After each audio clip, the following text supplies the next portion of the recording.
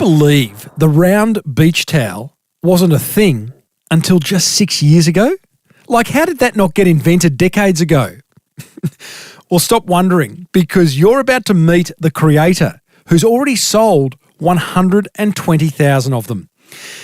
It's a very beachy episode 464 of the award-winning Small Business Big Marketing podcast. Well, I said, welcome to a small business marketing show, where successful small business owners share their souls to take your marketing straight to the lead. Now, here's your host, Mr. Timbo Reid. And welcome back to your weekly dose of salty marketing. I'm your host, Timbo Reid. You, infinitely more importantly, are a motivated business owner itching to crank out some great marketing to build that beautiful business of yours into the empire that it absolutely deserves to be. And that's exactly why this podcast exists. But if it's not enough for you, you can also grab a copy of my popular marketing book, The Boomerang Effect, written with you in mind, over at smallbusinessbigmarketing.com. Big episode today. We meet Victoria Beattie, who used to be a bank teller in a seaside village. Then her sister tapped her on the shoulder and said, "Hey Vic, let's produce a round beach towel." Vic said, "Hell yeah," and the rest is absolute history. Another highly motivated listener reminds us of the power of partnerships, and as a result wins over $1,000 worth of prizes in this week's Monster Prize Draw.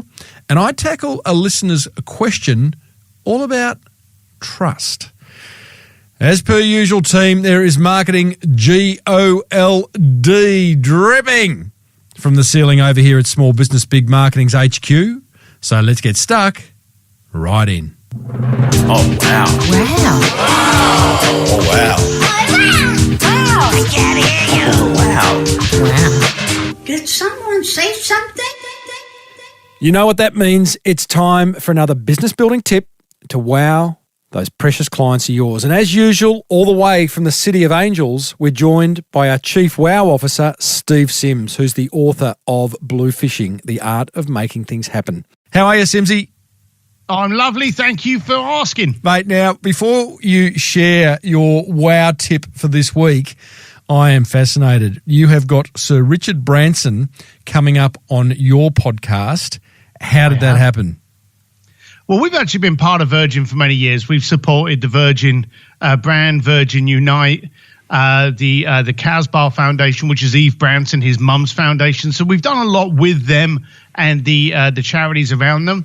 And we had an event going off in Canada that they actually asked us to get Sir Richard to come along to. So we reached out, we contacted him, and he agreed to come out. And I said to him, look, we've done a lot of things together, but we've never done a podcast. And the instant response was, well, I don't do podcasts. I said, well, that's just a challenge. You know, I've got to find a way of you saying yes. So, you know, talked it through and eventually agreed that he would do a podcast for me. So I'm quite pleased. What did that conversation sound like? You don't do podcasts. I mean, I would take that as a no from Sir Richard. How did you turn him around?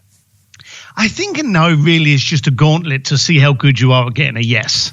So if you're easily swayed by a no, then I'm not sure you're an entrepreneur. But as entrepreneurs, we hear people say no, and really what they're doing is they're trying to say yes, but they're just asking us to give them permission to say yes. So, you know, when he said I don't do podcasts, I was like, well, you know, that's just a past tense. That's just telling me something that you didn't do. Doesn't mean you're not going to do it in the future. You know, you wouldn't say, I'm never doing that in the future because, you know, entrepreneurs, we don't do that. So giving that kind of permission, I said, look, there's always got to be an open. There's always got to be a possibility. There's always got to be a chance it's going to happen. Of which he said, yeah, there's a chance. Well, let's make that chance in June in Canada with me. Now, your greatest challenge, Simsy, with Sir Richard is that he has been interviewed, probably one of the more interviewed people in the world. What are you going to ask him that's going to be any different to what he's already been asked?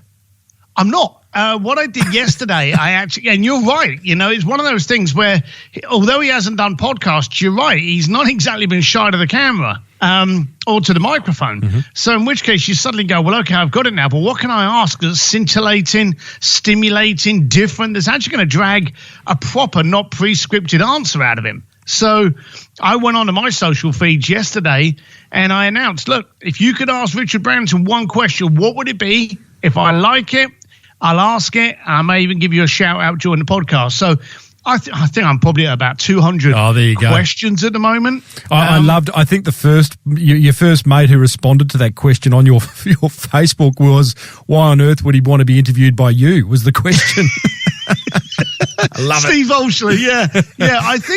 I think that's probably got to be in there somewhere. But I'd start with that. Did actually make me laugh. Now, buddy, we are here to help our wonderful listeners who are all business owners wow the precious clients that they have. What's your tip for this week? Well, it's easy because when you actually get a client, and it may have come through a friend, it may have come through a referral, there's this often feeling in you that to actually turn around and go, hey, thank you. And you should have that reason there to say thank you for people giving you business. Even if someone's done something with you and you want to thank them by giving them a tip, never allow that tip to come in the form of a check. Have it come in the form of an experience. You see, here it goes. Someone gives you a client or someone does something for you that enables you to have a fantastic experience. You turn around and you go, oh, great, thanks a lot. Here's $500. And they go, thank you. And then they pay their car, they pay the school fees, they pay the electric bill. They pay a bill with it. In 6 months' time, you ask them, hey, do you remember I gave you $500? And they'll go, I think I do. What did you spend it on? And they're not going to remember. So instead of actually giving them $500, find out what kind of food they like, get a restaurant in the area that's supposed to be reputed as really good, and prepay for the meal. And then go, hey, I know you like Thai food. There's a new Thai food restaurant just down the road from you. I've bought you a table for the night. Go in there, eat to your heart's content. It's all covered. Now, here's two things that's going to happen. One, you've created an experience because you show you've listened and you care about them. But you know the funny thing that's going to benefit your pocket?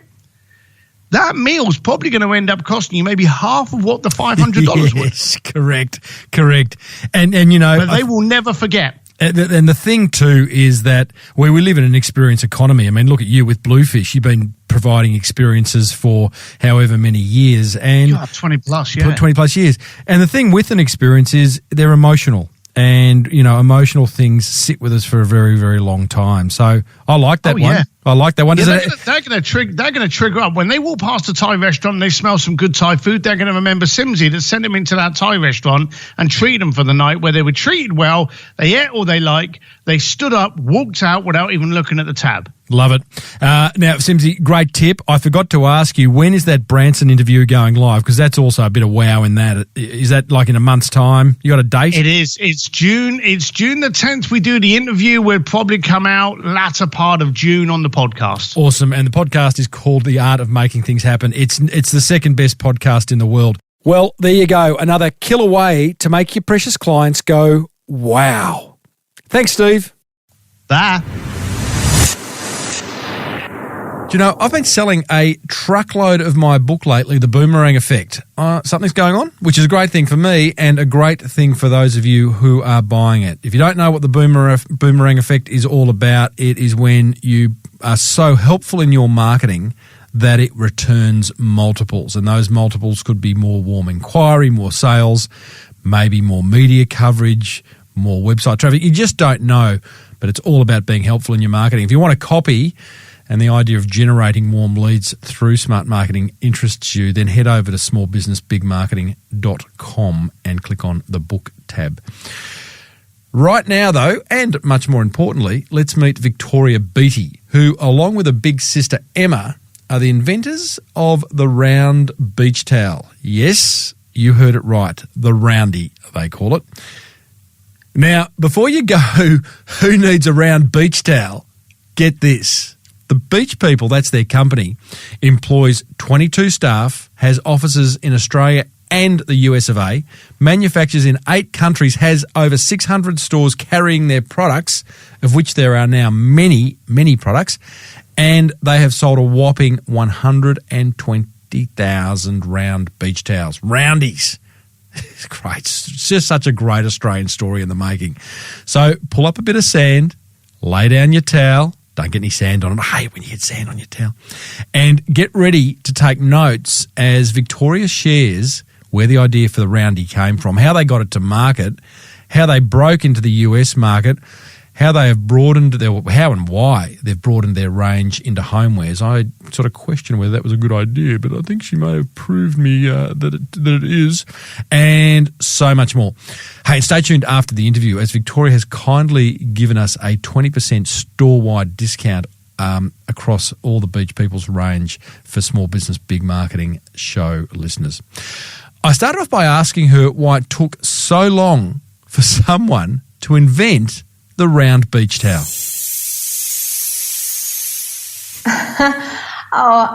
That's a good question.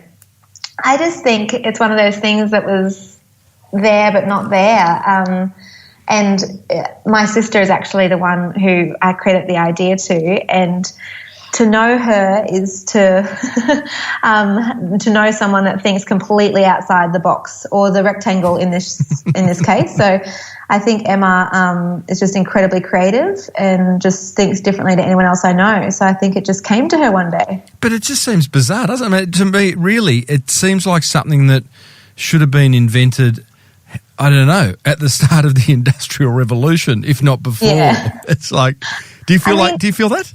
Yes, there was definitely round beach towels in the 70s and 80s, so they were out there.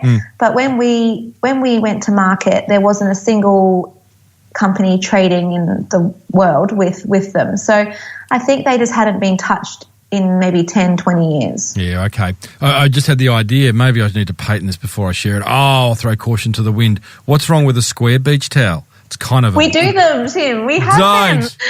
Don't. That was my idea.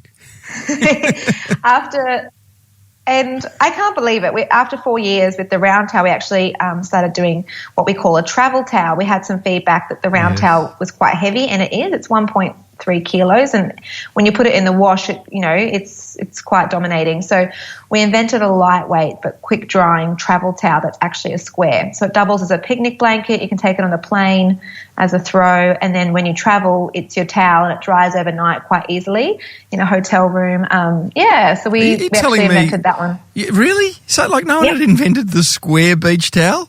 No one had done it. Okay. I think smart product developers will see that we have secured every IP trademark that there is around all these textiles. So it's really restrictive for anyone else to come after us. But if there was one brand doing an Ovi, which is an oval towel instead of a roundy, but they obviously didn't last the summer. Well, I'm going to do the triangular towel, and I'm going to contact Pink Floyd, and its first branding is going to be the Dark Side of the Moon. Surely no one's done that. No one's done that. Okay. Oh, I do love that album. I do too. Please don't steal that idea. You've got the round and the square. Just give me the triangle. I can have the triangle. And can I have the octagon? Because I think there's room for an octagon. Hey, I'm getting silly now. What about when the idea came to your sister? What were you two doing, and how did it come about? So Emma, my sister, was on maternity leave with her firstborn, and she had a beautiful baby who slept well and was very content, and to be honest, she got a bit bored at home. So she was at home. I came over one day and she said that she had watched the entire season of the Kardashians and she'd painted her toenails, and I said, "Oh, sis, are you okay?" Yeah, correct. And so she was a stay-at-home mum, and I was working at the bank. Where we live is a very small rural town, and you kind of take whatever job you can get just to live here. So I can't say that banking was my passion, but I was very, very happy to live in the Northern Rivers, live close to home, across the border on daylight savings time. So that's why I sort of worked there. So both of us weren't really in our dream jobs or anything like that. So the allure of running our own business was very attractive. And okay, so you're both slightly bored. Were you? Is running a small business in your family tree, or is everyone? Oh yeah, yeah, it is. Both sides, everyone is in business in my family. My parents have run small business and done property development my entire life. I think my dad was taking me to the accountant from when I was 10, and so I knew how to read a P&L and a balance sheet all through high school. In fact, I used to report to my dad on those things. So it's not unusual at our family gatherings for those things to get passed around and handed out. So even though I'd never studied business, I had been in small business with my parents for my whole life, it feels. And my aunties, my grandma, everyone's in business, mostly retail, some hospitality and tourism and different things. So, yeah.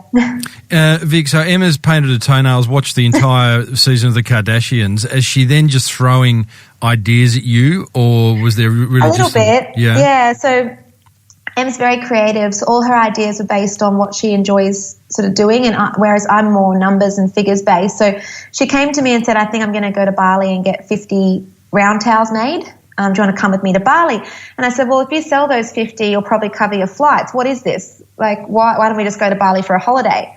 And she said, oh, well, what do you mean? And I said, well, if we want to do this and create an income, this is what it needs to look like. And it just it didn't go over her head at all, but it just wasn't what she was thinking. And I said, well, should we do an actual business? And we'd been in business together with our parents on and off over our lives. So we knew we worked well together, and we knew each other's strengths and weaknesses and knew our place if we were going to do it. But we also knew that if we did do it, it was going to be give it everything we got. So it took us a few months to really decide, and we even drew up like a legal contract just to protect our relationship, and then really went head first. And that was in the beginning of 2013 that we registered the name and started the company. When you say you drew up a legal contract to protect your relationship between you and your sister? Yeah. What's that look like? My parents recommended that, and they said, oh, well, just draw up what it looks like. So from the very beginning, we made sure we to this day, we don't keep track of who does how many hours or anything like that. It's just an even split. And all those kinds of conversations we had early just to make sure the expectation was there. I mean, Emma's got more children than me, isn't always as available. But, we just decided from the beginning that it was an even split. We were going to carry the business equally and be available to the business, just whatever it took. And we had that all written up. Clearly, you want to protect the relationship you have with your sibling. That's more important than any business you're going to start. How do you actually, outside of a contract in writing? I mean, there'd be times when you probably are working double the hours, or Emma's working. Does it balance out? There's sometimes you're looking out the side of your eye, going, "Em, I want to step it up." There's been moments, but now that I'm on the mummy train, it's kind of all working itself out in the wash. But we. Just to be honest, we get along really, really well, and we resolve any conflict very quickly. Like if we have an argument, which is rare, I don't think our staff have ever seen us argue, but if we do have an argument, it's pretty quick and over. We don't really hold on to anything. So, and then it's done, and we don't bring it back up, and then you move on to the next day.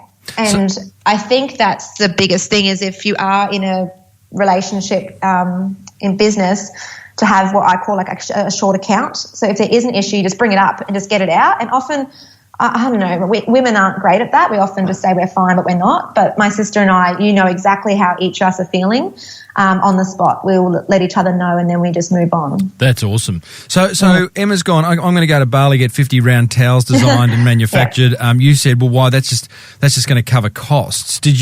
Was it a bigger, did you go to Bali? Did you get a quantity of towels manufactured to start with?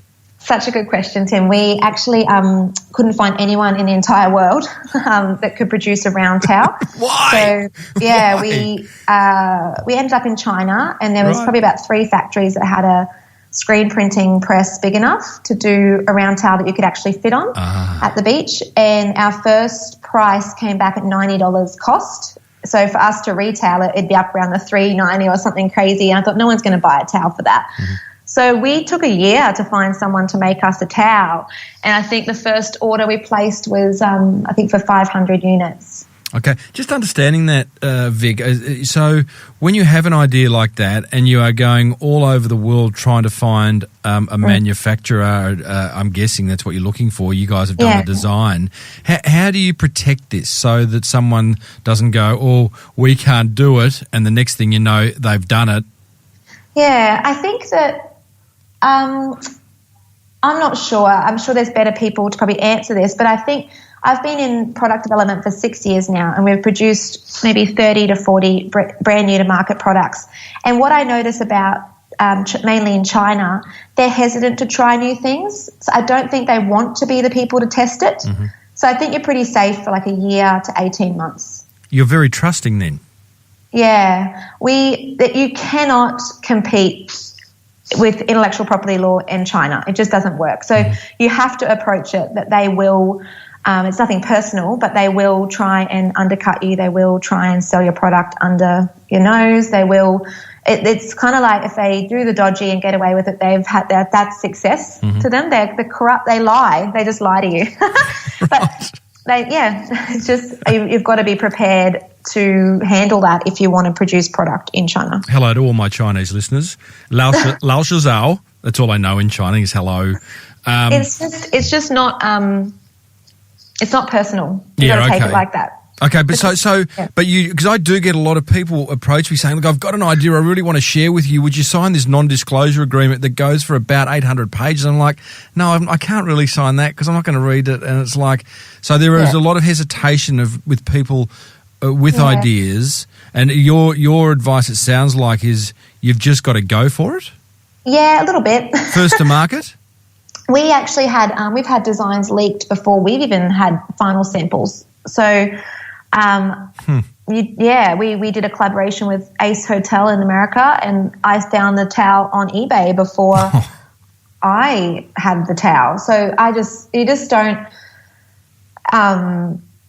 let it get to me, and I just keep going. And I think as you build momentum as a brand, people are always going to see you as the authentic original. But it's such a tricky topic. There's so many different scenarios that could outplay, and I think for your own well-being, you have to be prepared for all of them. Yeah. You have to be prepared that you might never get your stock you paid for. Like, that's happened to us before. You have to be prepared that after a second order, the entire order might be faulty because they've tried to pull a Swiftie and switch your cotton quality or something like that. That's happened to us before. Every single thing that could possibly happen in product development has happened to us. In China. And I think you just need to... Like, no amount of legal documents is going to help you when the realities of that happen. Like, you can go and get all the non-disclosures signed in the world, but when it happens, that's not going to help you because there's different laws over there. So it can cover you in Australia, but it won't cover you in China. And yet China is the best place to have stuff manufactured like round towels. Yeah, you couldn't get them made anywhere else. Okay. You could, but they'd be hundreds and hundreds and hundreds of dollars and no one would buy them, so you wouldn't want to. But we actually manufacture in I have a really great relationship with all of our manufacturers. It's just tricky. Like, you've got to constantly just QC and have someone you trust on the ground there just monitoring it.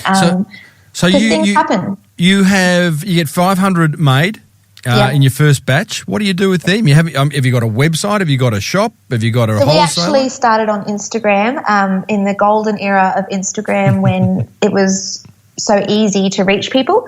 So we innocently started an Instagram of just lifestyle imagery and a few of our products. My sister ran it, and I think when the stock was about a month away, we went to pre-order. We said, if anyone wants one of these, they're coming in a month, and we sold out of most of that first drop in 2 weeks. It blew our minds because I had, obviously being a numbers girl, I'd run like a break-even analysis and a risk analysis, and I said to Emma, worst case, this is what we're going to lose. I'd covered it all, and then we sold out, and then it was on. So it was 18 months of being on pre-order, and people were waiting like 6 weeks for their towel to receive it, and we were just getting as much made as we could and trying to finance it because growth is really hard to finance. How did you finance it? My parents. Oh, bless them. But I paid them back. Good on them. So I think I borrowed $60,000 from them in that first year and paid them back that summer. And since then, we've done 2 rounds of capital raising. If your parents hadn't have given you the dough, what would you have done? Well, no banks would look at us. We didn't even have one P&L under our belt. Mm-hmm. So I'm fortunate to have friends in business all around me with a bit of cash, so I probably would have asked someone. Or crowdfunded? Yeah. I actually, at the time, I didn't even think about crowdfunding. I don't think, it was 7 years ago now, I don't think it was as easy as it is now. No, not as prolific or as well accepted as it is now. But we could have probably crowdfunded from our audience because people were willing to pay and wait for the stock. So it was just that exponential growth. My first order was like 25,000, and within 6 months my PO was up to 250,000, and I just couldn't. I just was working out of my spare room, and I just couldn't comprehend those figures. It was really overwhelming. Tell me about the feeling you have. Can you cast yourself back to those days? Was it scary? Was it exciting? Was it nerve-wracking? Adrenaline pumping every day. It was a lot for my little body to handle. We were so strapped for cash. I was actually driving. I got a truck license, and I used to go up to the port in Brisbane and get our stock in a truck myself and unload the container at port. I don't think I'd seen anything like it. And so I was literally up, and I was still working because I couldn't afford a salary. So I was still working at a cafe at this time. And what happened to the bank? They wouldn't give me no. I was opening a cafe at 5 a.m, finishing at 1 p.m, and then working in my business till nighttime. Right. And that way I could, pay rent. And so it was just a lot, and sort of running it all myself, because in hindsight I should have hired some staff and got some cash and supported the growth, but at the time I was just nervous. I saved up 6 months of wages before I hired that first person. I wanted to be able to confident to say I could pay them. So now I'm a little more comfortable at my desk and a little more comfortable in my skin, and I'm guessing I just didn't expect it to last. I was like, is this going to last? Really?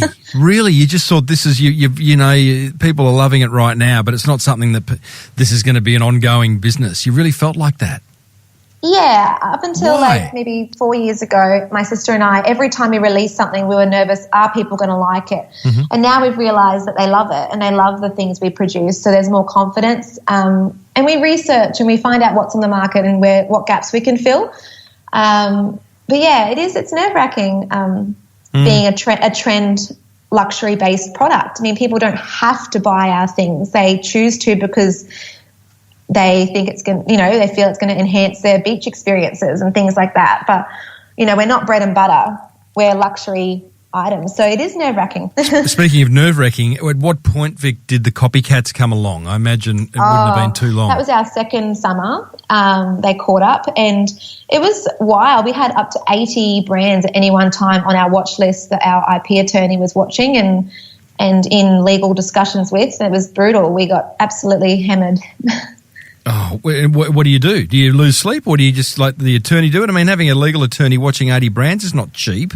No, it was very, very, very expensive. And even securing all of our intellectual property was very expensive because you can't fight them unless you can prove the IP. So, it was like mid six figures that financial year between our IP bills and our legal bills. But a lot of it, a lot of those brands just didn't last because they were imitators, and imitators don't often last. But it was the big ones, like the big brands, that I had friends that worked at other brands telling me, oh, your entire product range was on the boardroom table today getting pulled apart, and they've put together a strategy to knock you out of the market. Oh, that's comforting. When I've got 3 staff and I'm working out of my shed. But I think we realised that they didn't know what we're going to do next. So we had to just look forward, and I got someone in our office to handle the admin side of the legal, so I didn't actually see it. Unless friends told me, which happened a lot too, but I had to remove myself because I was getting a bit too upset by it. Vic, you've come a long way. Could you scope the business for us? Give a sense of where the business is at right now. Can you talk turnover, SKUs, staff? We've got about 12 staff here in Australia and about 5 to 10 overseas. And we have offices here on the Gold Coast, southern Gold Coast in Australia, and in Miami in Florida. And we're now manufacturing in about 8 countries, so Portugal, Turkey, India, China, Guatemala. And we have about 600 beautiful stores all around the world that carry our collection, including some amazing career highlights like Selfridges and Bergdorf Goodmans and Net-a-Porter. What else? I think we've sold just over 120,000 round towels to date, which was incredible. So that's where our business is at the moment. and we're comfortable. We're just in our skin. We know who we are, and we're just happy producing product, which is the highlight for me. I'm in awe. Just looked at my producer, Jamie, and was just like shaking our head. You just reeled that off. 12 staff here, 10 overseas, office in Miami, Gold Coast, 600 stores carrying your product, 120,000 towels sold. That is awesome. Yeah, it is. That is awesome. If I had like a button that I could push to play like a stadium crowd, roaring as Coldplay came out on stage, I'd play it. The story always sounds sweeter, like in one sentence, than it does over 6 years. I know. The reality is just a lot of bills and emails. But when you look back at the journey, it's pretty incredible. It's nice actually to discuss it because it doesn't get. We need to celebrate it more. I think you do. The day-to-day sometimes is a little less exciting, a little less crowd roaring. Us small business owners are really poor celebrators. I don't know about you. I mean, you've worked in a bank, you've worked in a branch. I've worked in corporate. I mean, if, a courier arrived on time, there'd be a reason to celebrate something in a large business. They just look for celebration.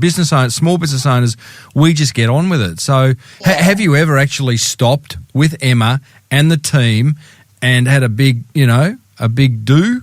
We do now. So every time a launch happens, we do stop and have we pop champagne when the container arrives and those kinds of things. Emma and I personally, I'm looking forward to that day where we do actually do something quite extravagant, like a holiday or something. One of our investors and Emma and I said that we're going to go celebrate New Year's Eve overseas one year when we hit a certain turnover.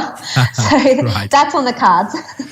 Vic, you said you're manufacturing now in 8 countries. Yeah, so you've moved on from China.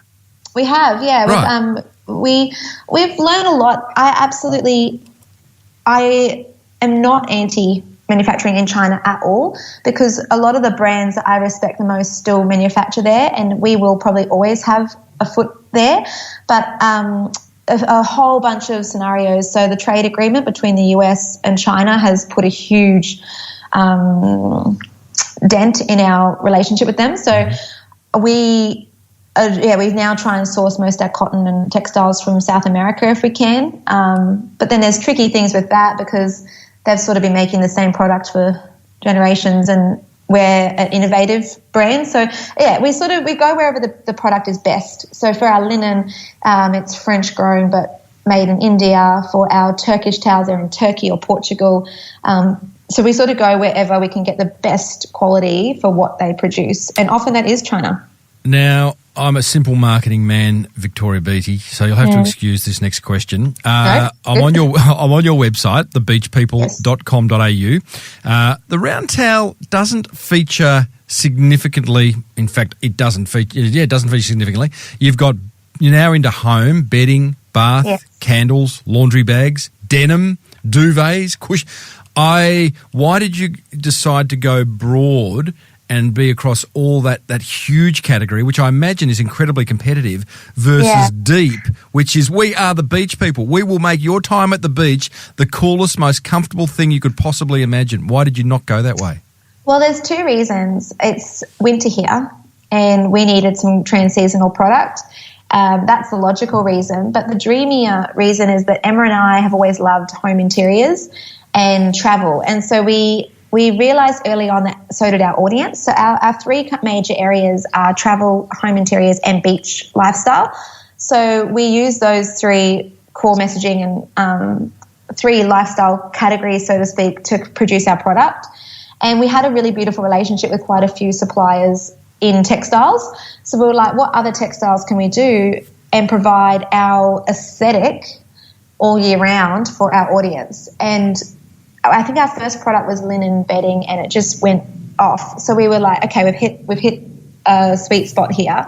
I think the best way I could describe it is, you know how the Hamptons style of home really is known throughout the world, but it's this small little town in northern New York. Yes. We want to be that for the world. We want the beach people style to be touched on every category. Got it. And for people in central North America or in Osaka in Japan or in Paris actually have a touch of our product in their homes, even though they might only go to the beach twice a year. So how would you describe, what does I get the Hamptons thing, it's a good analogy. What is the beach people style when people ask you? We say it's understated luxury, so it's beautiful quality, has to be functional. So Emma and I are mums and we're both actually quite outdoorsy and adventurous, so our product has to serve a purpose and have a good functionality to it. But then the understated luxury is probably how we best describe it. Mm-hmm. We're not flashy. No. But our product is quality and it's beautiful and you know it's going to last forever. So where does that leave the round towel? Does it got you where you are? Is it still always going to be your flagship item? Absolutely. So it's always going to be at the core of our product. So it is on our AU side at the moment, but if you went to our US side, it's front and center. So their Memorial Day is in 2 days, and it's tomorrow, and that is the start of US summer over there. So all of our towels are front and center in our marketing over there at the moment. I'm just loading. Is it thebeachpeople.com? It's thebeachpeopleco.com. The Beach People. Yeah. Oh, okay. Who? Out of interest, I'm always fascinated by the addresses the URLs people choose. Who had the beachpeople.com? Oh, I don't even want to talk about it. Oh, come on. Some guy called Bob. Bob, if you're listening, sharpen up, buddy. Bob, I'm sorry about the back and forward, mate. I rang Bob every day for a year about 5 years ago. I still didn't win him over. So he's just sitting on it. He's just sitting on it. That is, how much did he want out of interest? Oh, you don't want to know what I offered. Nah, anyway, gee, it's fine. That's annoying when people park those kind of domains. I'm at beachpeopleco.com. Not seeing any round towel. I'm not wanting to be picky, just trying to understand the kind of, I wonder, so the La Plage roundie is our current roundie and it's just second down. That's because we launched denim this week. Got it. Yeah, but we also found that there was the round towel is always going to be our core and will always be a part of our collection. But we did find that there was a lot of room. We wanted to dominate the entire beach towel market, and that required us releasing the travel towels, the beach towels, the logo pool towels. So we actually now have, I think, 5 or 6 core towels in our collection, and they range from $39 USD up to $99 USD, just so we have more variety for people that might want a round, heavy, thick beach towel. Vic, you've got an office in Miami, which means you've broken into the US market. How'd you do that? Our manufacturer is actually based there, and we had a really great relationship with him, and we needed a warehouse there. They had one. We needed some office space there, and they had one. So we're working together, and we actually have some desks there and our warehouse there, which is something like 3 times the size of our warehouse here now. So, yeah. And how's the market going over there? Is it working for you? It's great. Yeah, it's good. It's a slower on the uptake because in Australia we are such beach lovers, and so is California, Miami, even New Yorkers. But it's been a bit harder and slower to tap into. Not in the wholesale segment, but in the e-com. I think it's just really noisy over there and a bit of a different environment. But in saying that, our US business has overtaken our Australian one in size and volume. Are you or Emma going to have to go and live there? We haven't. I spent a lot of time there, and I go backwards and forwards. But no, neither of us have any desire to live there. Really, we live in paradise. Yes. I love where we live, and we're managing to make do with our team on the ground there. Fair enough. Yeah.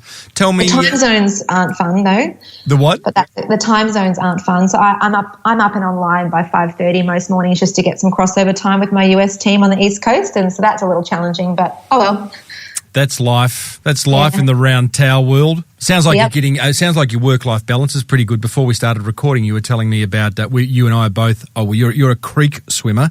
I'm an ocean swimmer, and I love the fact you're saying, if you don't mind me sharing, that you swim with your little 3-year-old fellow on your back across this beautiful creek near where you live. I think that's awesome. So clearly, work-life balance really important to you. It is. It always has been too. I think we had seen our family and my parents really work so incredibly hard their whole lives, and to be honest, later in life have a few little not regrets, but just been like, had I done it again, I might have spent more time earlier doing the things I really wanted to do.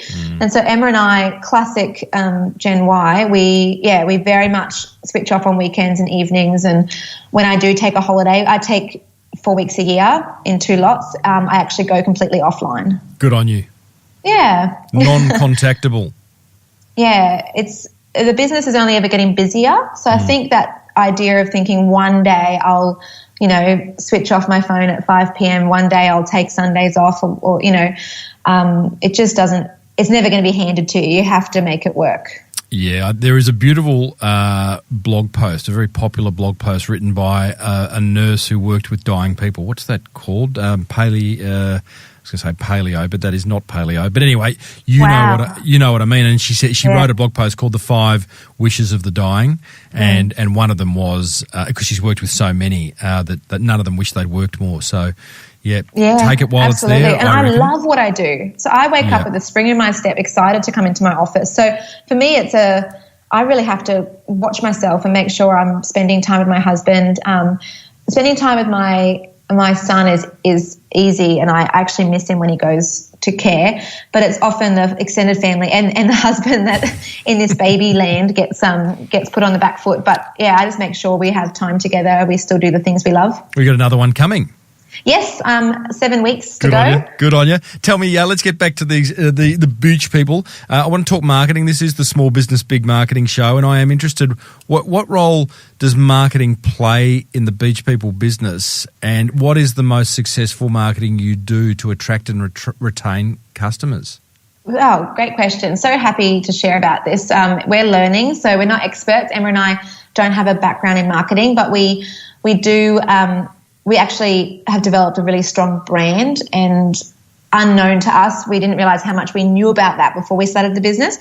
But really practical. We actually didn't spend $1 on marketing for the first 4 years of the business. What? We innocently just had an authentic, natural growth, word of mouth and sharing. So, but in the last 2 years, seeing a lot of changes in Instagram and Facebook, we had to get with the program. And so the areas that we have the most success in, number one would be our email list. So we have a growing audience on there, and that is our best form of communication with our audience. So my number one tip to anyone starting an e-commerce store would be to start gathering your customers and collecting their details as best you can from the get-go, and to respect them. So to make sure what you're sending them is beautiful, it is reflective of the brand, and it is authentic to the brand. There's a reason why every single person chose to sign up or to follow us, and so we have to make sure we're providing them with more of what they wanted in the beginning. So that's our best form of communication and return on investment in terms of marketing. And then all our social platforms are number two. So we actually do now put some budget towards digital marketing. We never wanted to. You know how when you hop on someone's website and then you hop off and then that product follows you wherever you go? I actually found that quite irritating as a consumer, and I never wanted to do that to my followers. And then when we started doing it, I realized it worked. So I went, okay, we'll keep that going. And then the third form would just be our ambassadors now. Influencer program, which is for us been really beautiful and authentic from the very beginning. We've had a beautiful range of people, interior designers, stylists, photographers, models, all share about our product, and now we have that's a big part of our business. Has that not taken a hit? Is there like 2-3 years ago, I remember interviewing Jules Lund on this show, who'd started Tribe, and at the time he was onto something. It may well still be in that he was connecting brands with influencers.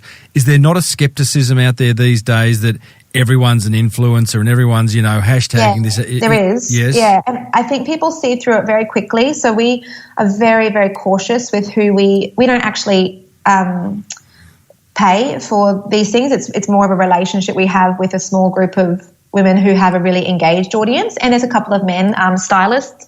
But we actually, because my sister and I are online a lot and we personally run the profiles, we know what is real to us. I've seen big brands absolutely hammer this, but it does work, but it's not my style. So what we do is probably a little more subtle and authentic and real. And I say to everyone that works with us, like, if you're not using the product, don't share it. Like, I want you to share it if you are using it and if it is something you're enjoying using. And so recently with our picnic basket we did a picnic basket that had a cheese board lid, and it just went viral. It went crazy. We sold out in the first 2 weeks, and it was one of those products we hit the nail on the head again.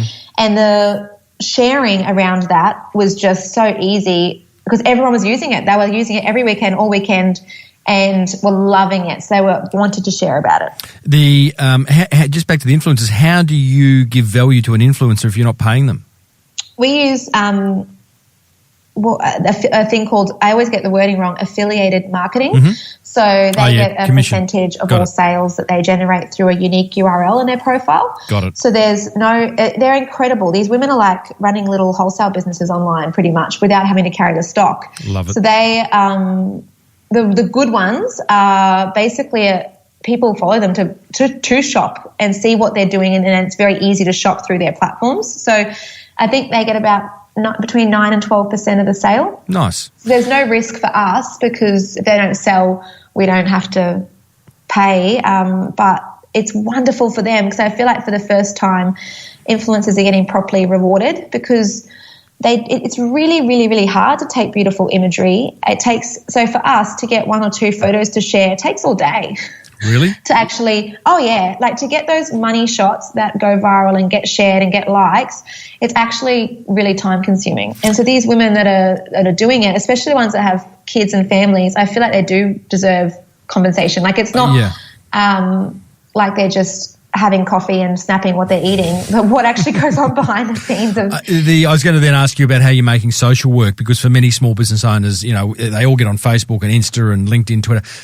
It doesn't mean it's going to be successful. You've got an interesting product. You spend a lot of time on the photography and you create very shareable images that people want to get around, right? That's how. Yes. And with email, you're saying, and I totally agree with you, getting the details up front so that you can then have an ongoing conversation with your prospects and customers that is respectful. What does a great email from the beach people look like? We have, I mentioned before, our areas Emma and I naturally enjoy discussing and talking about, and that's travel, home interiors, and beach lifestyle. So Emma actually grew up on a yacht living in the Pacific with my parents before I was born. So they very much, we are ocean girls. And so I love sharing that with our audience. So we try to stick to our email marketing being product releases and content, which covers those categories. So whether we interview someone who just renovated their home, or we talk about our favorite beaches, or how to take your baby to the beach, or what we have in our beach kits at the moment, just things like that. And then the rest would be like a sales promotion. So we try to keep the sales pushy promotional side small, the conversation about what we love large, and also our product launches. You'll see from us when we launch a product all the things we love about that product. Awesome. That all makes sense. Good quality content. I mean, I think there's a lot of small business owners out there again who thinks, email marketing's dead. We all get spammed with email, but it's like anything. If you make it great and make it something people really can't wait to get next time, then it doesn't matter how many emails you're sending. It's quality. Yeah, and people don't have to follow us. It's quite easy to unsubscribe if you don't want it in your inbox. I personally probably get about 20 to 30 a day, and I probably open 3 or 4 consistently because the brand, somehow they got me. I don't know what it is, but they got me, and that's the people we want. We want the people that get us and want to see us. Vic, I don't normally ask this because I think 5 years is such a long time into the future, but you're a numbers girl. I think you got your head around it. What does the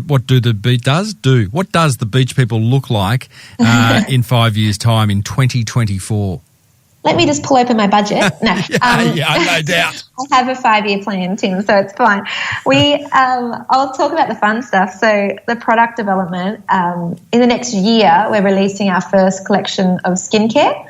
So that's our first licensing deal. So we are working with a pharmacist and manufacturer overseas in the US, but it's taken us 4 years. So we have been developing a sunscreen for 4 years. And then we almost got to the end, and then we realised we're partnering with the Great Barrier Reef, and I didn't realise that the number 2 cause of reef bleaching is sunscreen. So I had to make my sunscreen reef approved, and we're there now.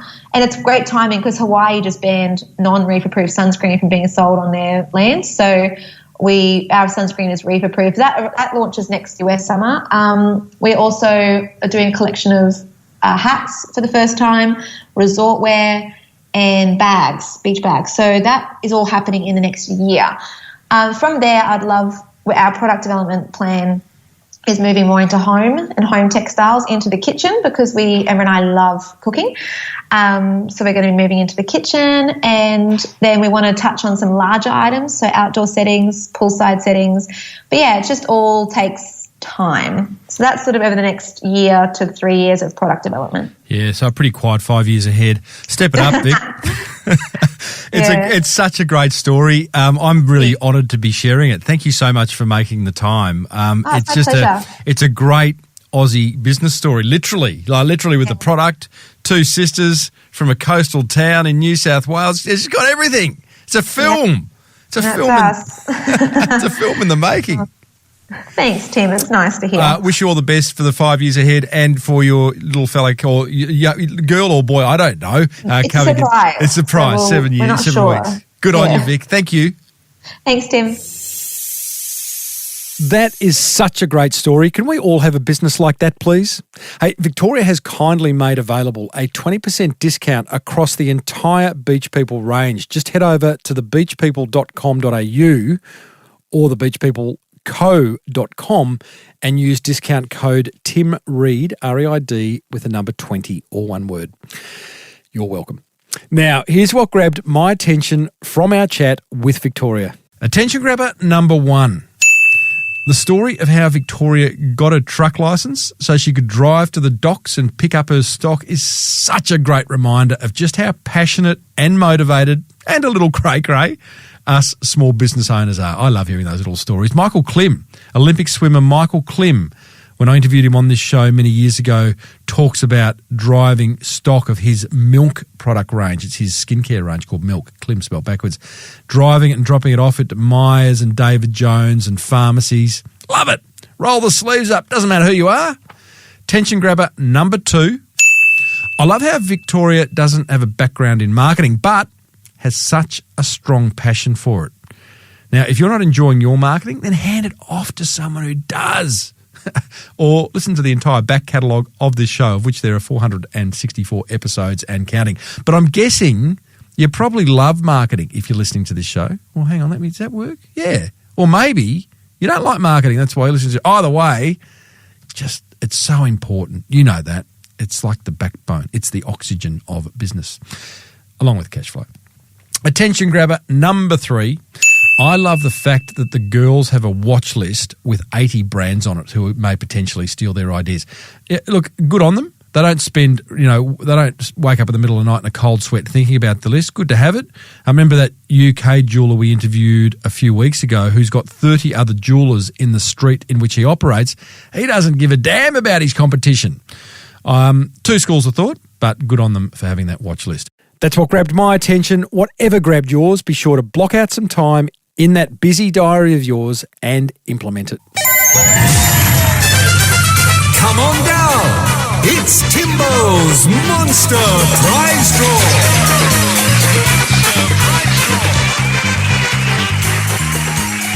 Oh, yes, indeedly doodly. It is that time of the episode where we reward another motivated listener, maybe you, for taking action. It can only be you if you've written in. I'll explain that later.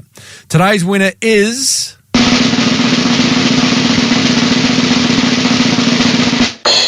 Dan McQuillan of Kolosh, a prestige real estate agent on the Gold Coast. Hope I'm saying that correctly. Kollosche. Hey, Dan, love your work. Here's what Dan has done. Here's the ideas that Dan has implemented in order to win this segment this week. He says, hey, Timbo, my name is Dan. I know that. And I'm the marketing manager for a luxury real estate agency based in Queensland. Whilst I can't remember the exact episode that inspired it, I wanted to share something that we have been doing. We have a business unit that looks after the marketing collateral for our properties, comprising a videographer, graphic designer, a copywriter, social media manager, trainer, and photographer. That's an awesome business unit. I'd like one of those too. We have started an initiative to provide a package comprising of videos, photos, copywriting, social media training, design services, etc., to other businesses. All up, the cost to the businesses if they were to go out and engage a creative agency would be upwards of $5,000 to $10,000. Absolutely true, probably more. Our staff are all on salaries, so during quiet times, this is at no extra expense to us.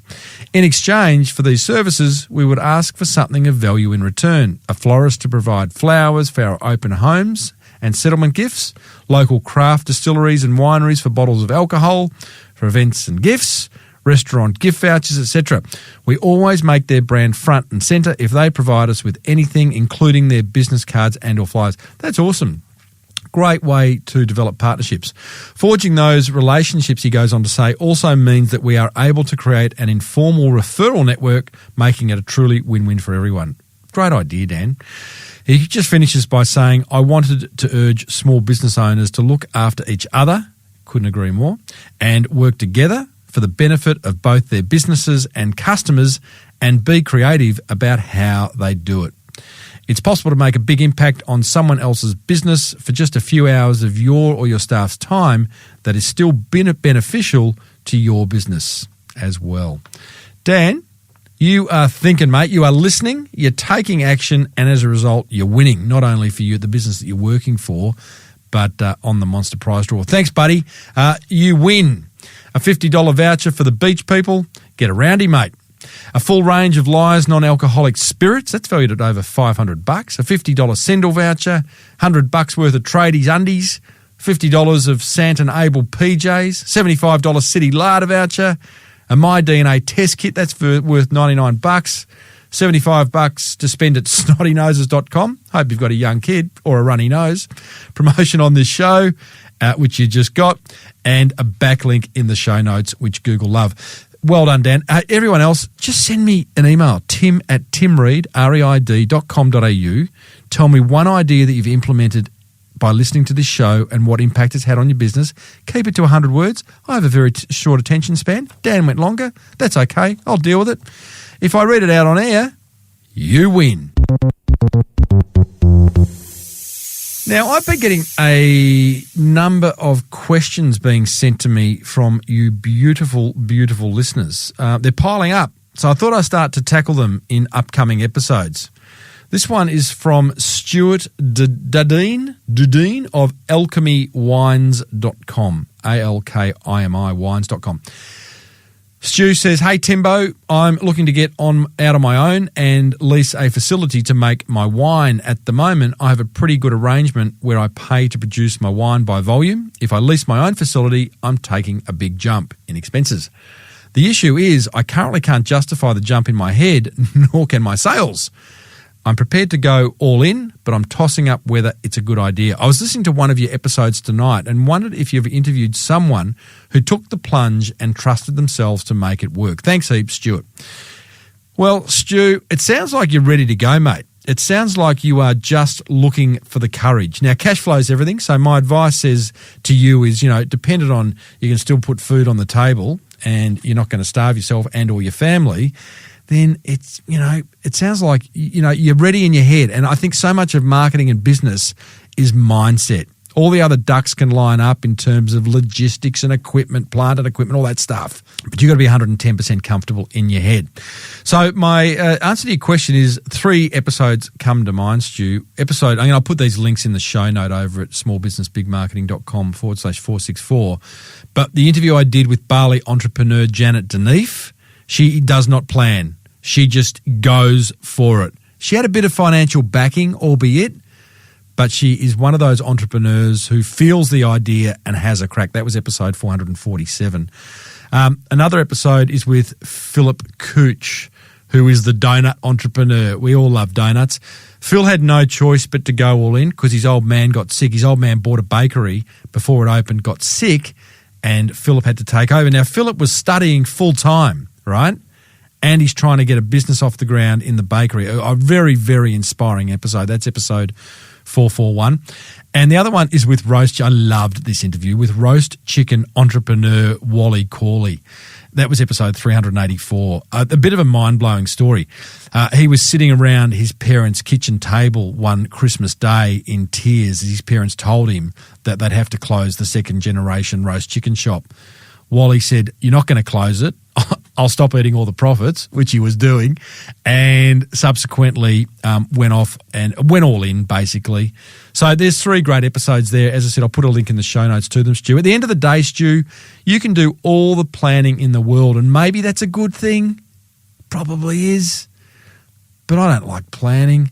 If you're passionate about your product, love what you do, and have a clear vision for the future of it, then I suggest giving some serious consideration to leaning in and having a red hot crack. That brings us almost to the end of episode 464. You'll find plenty more on the Podcast One Australia app, plus my entire archive of episodes is over at smallbusinessbigmarketing.com. Next episode, we meet a naturopath who's opted for a very disruptive business model. In fact, it's actually a world first. If you're getting value from listening, please let other business owners know about this podcast, which is presented by me, Timbo Reid, and cleverly pulled together by, I've got to say, the very frank team at Podcast One Australia. Until next time, thank you for tuning in. Now get out there and take action.